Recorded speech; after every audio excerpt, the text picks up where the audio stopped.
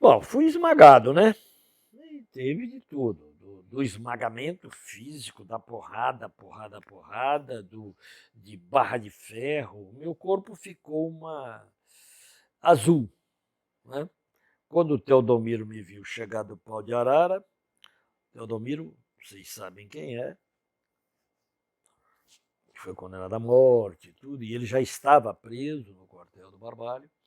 Ele disse ter certeza que eu estava morto, quando eu cheguei carregado na maca, com o corpo destroçado, azul, verde, porque estava o corpo inteiro lacerado de tanto. Porque teve afogamento ali com aqueles. Se vocês conhecem o Barbalé, tudo paralelepípedo e tal. O mais duro, eu não tinha disposição de falar mesmo, mas podia ter falado, quer dizer, podia ter fraquejado, mas não fraquejei. Você nunca sabe qual o seu grau de resistência, né? Até onde você vai, você não sabe.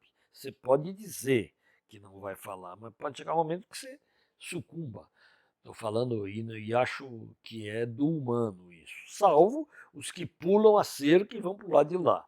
Mas falar, revelar alguma coisa, mas eu tinha posição, eu não ia resistir se eu falasse, eu ia me destroçar se eu falasse. O duro era o pau de arara, era mais duro do que afogamento, pancada, não sei o quê. Eu corria, era como se fosse uma corrida de obstáculos, e eu dizia assim eu não falo. Esses caras vão se fuder comigo.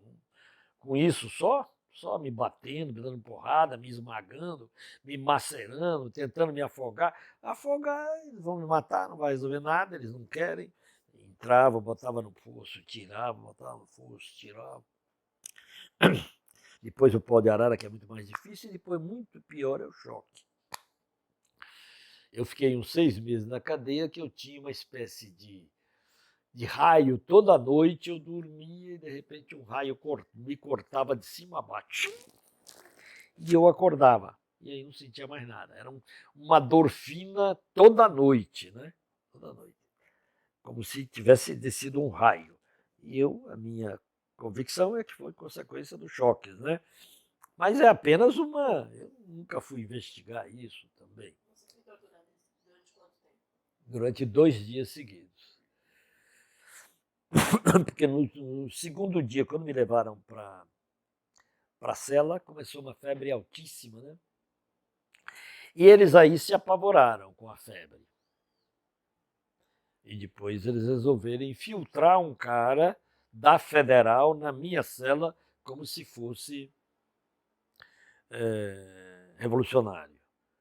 Mas eu ali não falava nem para minha mãe. Então ele tentava tirar, rapaz, eu vou sair logo. Ele chegou dando esporro em guarda e tal. Eu digo, olha, esse tipo de cara não engana ninguém, porque ninguém chega ali xingando polícia, guarda, o diabo. Eu lhe dou todos os endereços da minha casa lá em São Paulo e tal. Porque eu não dei um endereço na Bahia, um nome. Então os caras estavam desesperados e queriam alguma coisa aqui que caísse. Bom, aí é a história da prisão, né? Ali a história do Barbalho é uma história muito rica também, porque ali eu convivi, mas, às vezes junto, às vezes ela separada com o Teodomiro, com o Paulo Pontes, o pessoal do BR, do Partido Comunista Brasileiro Revolucionário, né? Que também embarcou na aventura foquista, né? Depois sobretudo depois que morre o Mário Alves, né? E cai o Gorender, e cai o Apolônio e mata o Mário Alves. Aí entrou na aventura foquista completa e meio mundo foi dizimado, e tem histórias trágicas, né? Como eles botarem 5 militantes do BR num Fusca e tocarem fogo, né? Lá no Rio de Janeiro, e botarem estes 5 no Fusca na rua do sargento que Teodomiro, com o nome do sargento que Teodomiro matou no momento que reagiu, né? É um negócio. Uma das pessoas era a ex-mulher de Paulo Pontes, que foi preso junto com o Theo. O terror da ditadura não foi brincadeira, né?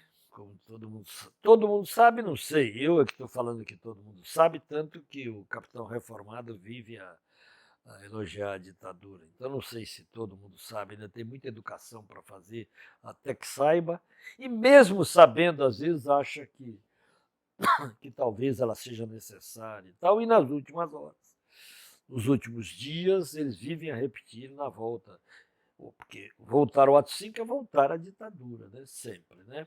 O pior dela, né? É o pior dela. Então eu dali, o episódio, os meses do Barbalho, para mim, de setembro a janeiro, né? Foram meses muito intensos e de um aprendizado extraordinário. Né? Não, foi novembro. Novembro, veja, de novembro a janeiro foi a minha presença ali. Porque nesse ínterim teve o sequestro do embaixador suíço, né, o Giovanni Enrico Bucher. Teodomiro e Paulo estavam na lista, né, foram barbeados, arrumados, a repressão que estava ciente que ele ia embora, mas a ditadura endureceu, como vocês sabem, e foi endurecendo, endurecendo, endurecendo. Acho que saíram quantos? Eu creio que 40, né? É só olhar, eu tenho tudo isso nos livros meus aí. Mas Teodomiro e Paulo não foram. Para nós foi um sofrimento danado, porque a gente esperava que eles saíssem. Né? E foram pedidos, mas a ditadura soube negociar e ficar puxando para lá, para cá, e só saiu. Não é que só saiu que ela não queria nenhum, mas saíram 40 e alguns ela fez questão de deixar de lado. Né? Ali foi uma história, teve momentos que eles levaram a gente para ver, para assistir os chamados arrependidos falarem, aqueles que tinham passado para o lado de lá, que eram revolucionários e foram para a TV para dizer que era tudo um erro e tal. Teve o capitão Emetério Chaves Filho, que conduziu a minha tortura, junto com o capitão Gildo Ribeiro. Esse capitão era sádico mesmo, né? Ele chegou a me. Ele me considerava um bichinho de estimação. Né? Quando chegava alguém que ele gostava, que ele levava para visitar o quartel, ele me mostrava lá no fundo da cela. Aquele ali não falou nada. Aquele ali, ele tinha respeito por mim. É curioso isso, né? Quer dizer, é uma coisa curiosa. Um dia ele me chama, eu, claro, sem camisa, fedendo, com um barbante aqui amarrando a calça. Ele me chama para o. Me chama, quer dizer, soldado armado e tal, e me leva para o gabinete dele lá de comando para perguntar: você conhece o Marquês de Sade? Hein? Vamos conversar um pouquinho sobre ele e tal, tal, tal, tal. Não parece incrível isso? É inacreditável.